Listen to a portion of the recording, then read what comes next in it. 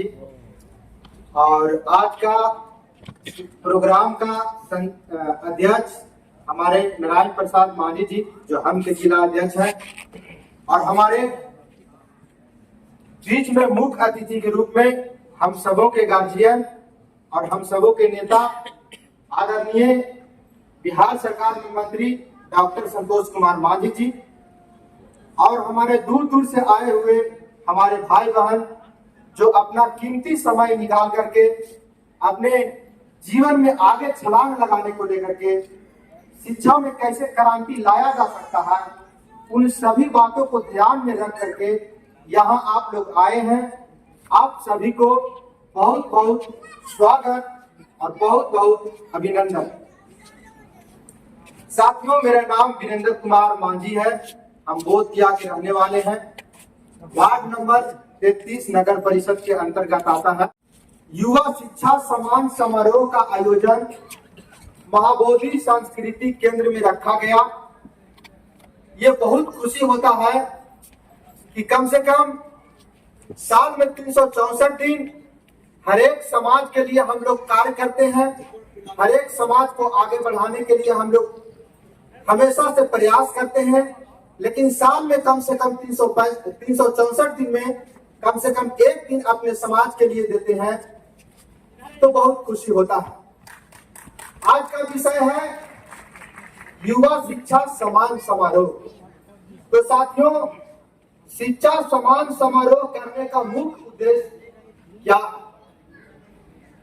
युवा शिक्षा सम्मान समारोह का मुख्य उद्देश्य यही है कि जिनका माता पिता पैसे से मजबूत नहीं है, आर्थिक तंगी है, कई प्रकार की समस्याओं से जूझते रहते हैं, अपने बच्चों को नहीं पढ़ा पाते हैं। बहुत सारे बच्चे ऐसे भी हैं जिनका माता पिता पढ़ाना चाहते हैं, लेकिन वो बच्चा साक्षर रह जाते हैं और वो बच्चा नहीं पढ़ पाते हैं।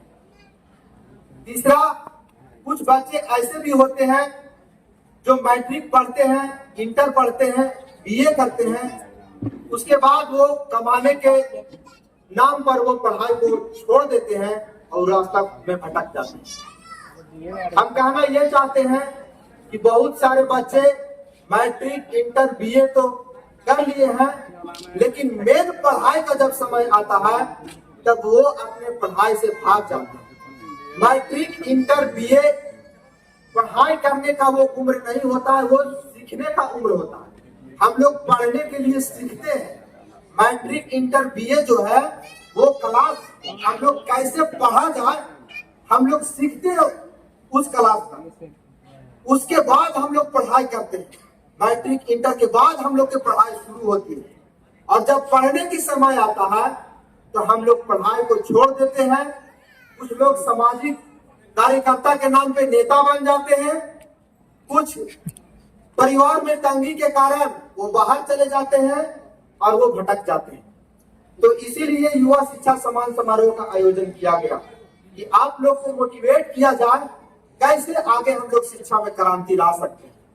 आज बहुत खुशी की बात है कि हमारे समाज में जो प्रोफेसर हैं, डॉक्टरेट हैं, इंजीनियर हैं, वकील हैं और टेक्नीशियन में जो आगे बढ़ चुके हैं, वो अपने बात से आप लोगों को मोटिवेट करेंगे ताकि जीवन में क्रांति लाया जा सके। दूसरा, हमारे समाज का विकास तथा उनका समस्या का समाधान कैसे होगा, इस पर भी चर्चा करना बहुत जरूरी। तीसरा, जो सुप्रीम कोर्ट के द्वारा SC/ST रिजर्वेशन में जो वर्गीकरण का फैसला आया है, उसको हम लोगों को समर्थन करना है या विरोध करना है।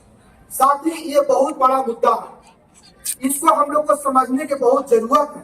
इसके लेकर के हम लोग पटना में भी पिछले 9 तारीख को एक बैठक किए, उसमें हम लोग कई बात पर चर्चा किए, कैसे इसमें हम लोग आगे बढ़ सकते हैं, या हम लोग को समर्थन करना चाहिए या विरोध करना चाहिए। बहुत सारे लोग, एक साथी हमारे बोल रहे थे कि 21 तारीख को भारत बंद का ऐलान किया गया है, तो उनको हम बता देना चाहते हैं कि ऑफिशियल तरह से किसी प्रकार का कोई 21 तारीख को भारत बंद का ऐलान नहीं किया गया है।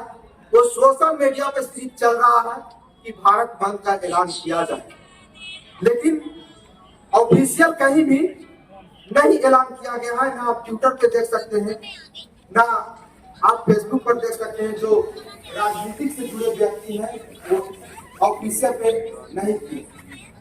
तो हम लोग को जो SC/ST रिजर्वेशन में वर्गीकरण का जो कानून लाया गया है उसको हम लोग को समर्थन करना चाहिए। बहुत सारे लोग 21 तारीख को भारत बंद में झंडा उठाने के लिए सोच रहे हैं। तो साथी हम कहना चाहेंगे, हम समय दे रहे हैं, लेकिन उसमें हम लोगों को नहीं जाना। 20 तारीख को समर्थन में पटना के सड़कों पर हम लोग को उतरना है, क्योंकि सुप्रीम कोर्ट यह मौका हम लोग को दिया है। जो हम लोग को आरक्षण तो मिला हुआ था, लेकिन हम तक नहीं पहुंच पाता था, अब वर्गीकरण के द्वारा हम तक पहुंचेगा। इसलिए 20 तारीख को पटना के सड़कों पर हम लोग को उतरना है। आगे हम कुछ नहीं कहेंगे। और एक बात और हम कहना चाहेंगे, बहुत सारे हमको जब वीडियो हम अपलोड करते हैं तो बहुत सारे कमेंट में हमको गाली देते हैं। बहुत गालियों का सामना करना पड़ता है हमको। दूसरे समाज के लोग हमको गाली नहीं देते हैं, लेकिन अपने समाज के फेसबुकिया लोग आकर के और कमेंट बॉक्स में गाली देते हैं। तो उनको हम कहना चाहते हैं कि कब तक बटे रहोगे साथियों अलग अलग गलियारों में? कब तक बटे रहोगे साथियों अलग अलग गलियारों में?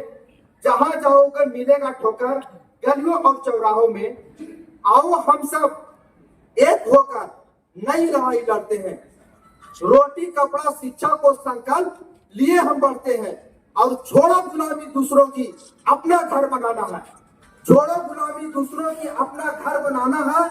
और ये नई पीढ़ी है ना, इन नई पीढ़ी को नई रास्ता हम सबको दिखलाना है, हम सबको दिखलाना है। यही बात कहकर अपनी वाणी को विराम देता हूँ। बहुत बहुत